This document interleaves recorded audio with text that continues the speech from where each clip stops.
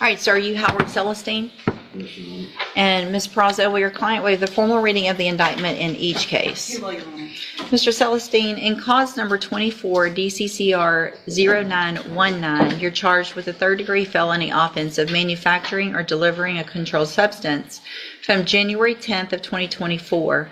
That indictment alleges that you were previously convicted of aggravated sexual assault of a child, a first-degree felony, April 13th of 2009. And how do you plead to that charge?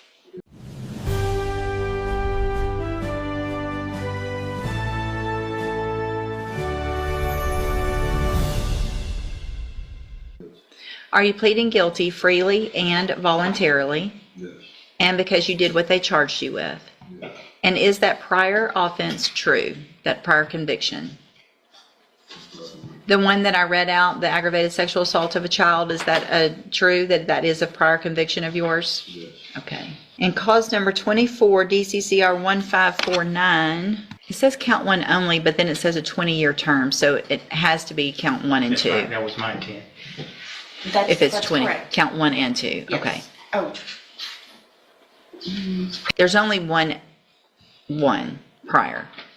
right. So that's what makes that third degree turn into a The second. second degree. Oh, okay. Sorry. So pleading on count one would only be to the underlying offense. Right. Okay, so in 24 DCCR 1549, you're charged with a second degree felony offense of aggravated assault with a deadly weapon from June 24th of 2024. The indictment alleges that same prior conviction from April 13th of 2009. And how do you plead to that charge? Yes. Again, are you pleading guilty freely and voluntarily? Yes, Your Honor. And again, is that prior conviction true? And did you enter your plea of guilty in this case freely and voluntarily? Yes, Judge. And because you actually did what they've charged you with? Yes. So in cause number 24 DCCR 1550, you're charged with a first-degree felony offense of murder from June 24th of 2024, and the state's elected to proceed on that count only. And how do you plead to that charge? Yes. Again, are you pleading guilty freely and voluntarily? Freely. And because you did what they charged you with? Yes. In cause number 24 DCCR 1551, you're charged in that case with the state jail felony offense of abandoning or endangering a child from June 24th of 2024. And how do you plead to that charge? Yes. Again, are you pleading guilty freely and voluntarily? Freely. And because you did what they've charged you with? In each of these cases, I have here on the computer some documents that have your signature on them that the state has marked as Exhibit Number 1. Before you signed these, did you go over them with Ms. Perazo? Yes. Do you fully understand them? Yes. And do you understand if I follow the agreements that you've reached with the district attorney, you'll be waiving or giving up any right to appeal? Yes. Do you also understand if you're not a U.S. citizen that a plea of guilty or no contest may result in your deportation, exclusion from admission to the country, or denial of naturalization under federal law? Yes. State tenders number 1 in each case. No objection. It's admitted in each case. Is there any evidence that Mr. Celestine is not competent? No, Your Honor. All right, sir, in each of your cases, I'm going to find that you entered your pleas of guilty and true in the cases that you did freely and voluntarily. Find that you're mentally competent and you understand the nature and the consequences of your pleas in each case. In cause number 24 DCCR 0919, find sufficient evidence to find you guilty, and at this time find you guilty of manufacturing or delivering a controlled substance. Find that prior conviction true. Sentence you in accordance with your agreement to a term of 20 years in the institutional division of the Texas Department of Corrections. You will receive credit on that sentence for any time that you've been in custody that the law gives you the right to receive. In cause number 24 DCCR 1549, also find that you entered your plea of guilty freely and voluntarily. Find sufficient evidence to find you guilty, and at this time find you guilty of aggravated assault with a deadly weapon. Find that prior conviction true. Sentence you in accordance with your agreement to a term of 50 years in the institutional division of the Texas Department of Corrections. You will also receive credit on that sentence for any time that you've been in custody that the law gives you the right to receive. In cause number 24 DCCR 1550, find sufficient evidence to find you guilty, and at this time, or find that you entered your plea freely and voluntarily. find sufficient evidence to find you guilty, and at this time find you guilty of the offense of murder, sentence you in accordance with your agreement to a term of 50 years in the institutional division of the Texas Department of Corrections. You will receive credit on that sentence for any time that you've been in custody that the law gives you the right to receive. And then finally, in cause number 24, DCCR 1551, find sufficient evidence to find you guilty, and at this time find you guilty of the state jail felony offense of abandoning or endangering a child, sentence you in accordance with your agreement to a term of 2 years in the state jail prison. You will receive credit on that sentence for any time that you've been in custody that the law gives you the right to receive. These cases will all run concurrently, which means together at the same time. I am making an affirmative finding of a deadly weapon in cause number 24, DCCR 1549. I'm handing you in all of your cases the trial court certifications that shows that these were agreements that I followed, and so you've waived your right to appeal. I have also handed you a written admonishment regarding your ineligibility to possess a firearm or ammunition. Because of the judgments entered against you, you're ineligible under Texas law to possess a firearm or ammunition. Possession of a firearm or ammunition could lead to charges against you.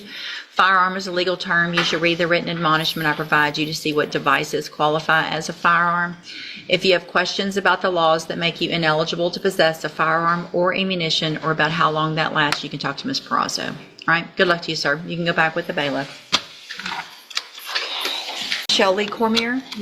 And Ms. Cormier is charged with the first-degree felony offense of murder in cause number 25, DCCR 0153. Mr. Radford has filed, there's a motion to quash the indictment. The state has filed a reply. Obviously, I've looked through both of these. I guess I'm confused, Mr. Radford, when you say it doesn't allege the requisite mens rea for murder? Judge, if I may, the common law has established that murder is when someone intentionally, knowingly causes the death Okay, of... the statute is what we're going to go by. Yes, ma'am. Okay. But I don't think it was the intention of the legislature to remove the requisite mens rea, What makes you think that? because the common law going back 1,000 years has required murder to be intentionally and knowingly. But they've added Right. section B4, which it's a little confusing because the caption states it's 1902C, but the way it reads is the way B4 reads under 1902, which requires only knowingly, not intentional, knowingly manufactures or delivers a controlled substance included in penalty group 1B, blah, blah, blah. That's fentanyl. That's what the allegation is. And so it actually has the mens rea of knowingly deliver. It reads straight from the statute, so I'm going to deny that motion to quash. Can I Sure. just make a brief argument? Yeah. Under this indictment, under the way that it's pled, if a doctor gives a patient fentanyl and that patient dies, then that doctor can be charged with murder even though he did not intentionally or knowingly. Well, there's an exception. The next C, except as provided, well, where was it? I saw this. It is a defense to the prosecution under section B4, which is our section, that the actor's conduct in manufacturing or delivering was authorized under chapter 481 Health and Safety Code or state or federal law, which I think would be the medical purposes. So there's an exception. Is it my understanding then, is the court of the opinion that the state must prove that my client knowingly delivered fentanyl to an individual? That's what the law says, and that's what the indictment says. Did then and there knowingly deliver a controlled substance, namely fentanyl, and that Shelby Irvin died as a result of ingesting and inhaling that into her body. So that it's the opinion of the court that Ms. Cormier must have the requisite knowledge that she was giving her fentanyl?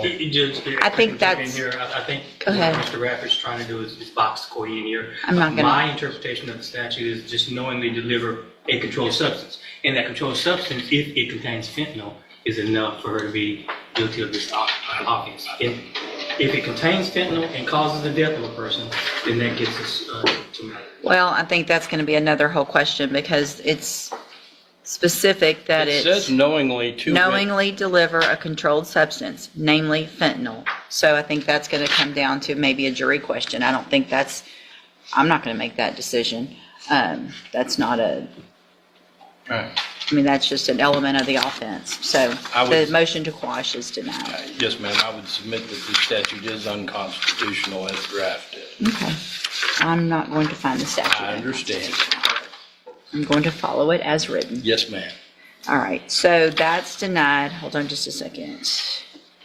Mr. Radford has also filed a motion to reduce the bond. Do you plan on calling your Yes, ma'am. client? Ma'am, the best you can, raise your right hand. Do you swear or affirm the testimony you're going to give in this hearing will be the truth, the whole truth, and nothing but the truth, so help you God? Yes, ma'am. Thank you. You may proceed. For the purposes of the hearing, this hearing only, we call Michelle Cormier on the issue of bond reduction.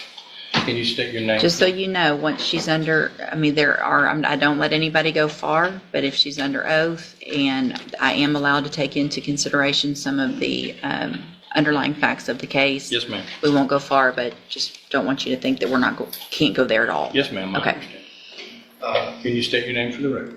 Michelle Lee Cormier. And you are the defendant in this case, is this correct? Yes, sir. And your bond is currently set at $500,000, is that correct? Yes, sir. Can you afford a $500,000 bond? Yes, sir. Do you have assets in your name that you could liquidate to make a bond? My family does. Your family Yes. can help you?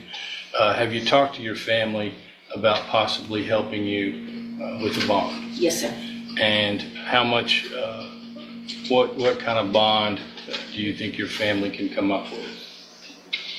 100,000 or less. 100. That's what all of them have told me. 100,000, you think they can make a $100,000 bond? Would it assist your case in the presentation of your defense if you were bonded out and could assist me in working on your case? Yes, sir. Where were you born? I was born in Beaumont, Texas. Okay, have you lived here how long? I've been back down in this area since I was 13 years old, so. So you pretty much lived here your whole life? Yes, sir. And you have family in this area? Yes, sir. Jasper area, my aunt here in Beaumont, Where would you live if you made bond? the Golden Triangle, Beaumont, or Bader. Who would you live with? My aunt, my 83-year-old aunt that comes and sees me, or my son and his grandma in Bader. My aunt lives here in Beaumont, off of Major Drive. If the court set conditions of your bond, including a GPS monitor and random drug testing, would you agree with that? Yes, sir, I sure will. What is your criminal history? Have you been to TDC before? Yes, sir, I went for early rehabilitation back in 2013. How much time did you serve? I made my first parole, and I served 2.5 on that 10 because they sent me to safety. And I successfully came off of parole July the 11th of 2023. That's a witness. I want to know, I think it's probably in this reply, what was Ms. Cormier in custody for Or theft, if I'm not mistaken, Judge. when this happened? Yes, Okay. ma'am. So the allegations here are that you were in custody for theft. Can I rephrase that? No, Okay. just Okay. answer her Yes, question. ma'am. In custody, smuggled in some drugs of some type in your vagina that you gave to someone else that the allegation is led to her death that had fentanyl in it. Am I correct? That's it in a nutshell, Judge. All right, go ahead, Mr. Coleman. And you don't disagree with the judge's assessment that you, in fact, smuggled fentanyl into the jail? I'm going to object to that. I think you said the allegations are what he's trying to do now is bind her into a confession. I'll move on, Judge. Thank you. While you were in jail, did you provide a controlled substance or substances to other felonies? Again, Judge, I'm going to object that is not relevant at this time. I'll move on, Judge. Thank you. Where did you get those drugs? I'm going to object at this time, Your Honor, to that. I think any of those are going to go to her Fifth Amendment right against self-incrimination, Yes, Mr. One last Coleman. question. When you were arrested on the theft offense back in November of 2024, did you have a pending felony drug case in Orange County? Had you been arrested for methamphetamine possession in Orange County? Yes, ma'am. Yes, sir. That's all I have. What's the status of that case? Do we Still know? pending as far as I know. Okay. I don't think it's been filed. If it's orange, it could They're take- waiting on it could take drugs years. testing. Okay, anything else? No, ma'am. No, ma'am. All right, based on the criteria under 17.15, the information that I have, the nature of the offense, I'm going to deny the petition or the request for a reduction in bond. I think 500,000 is adequate based on the nature of all of those matters. All right, anything else then on this case? No, ma'am. No, sir. Okay, we'll reset it for an announcement. Thank you. May I be excused? Yes, thank you.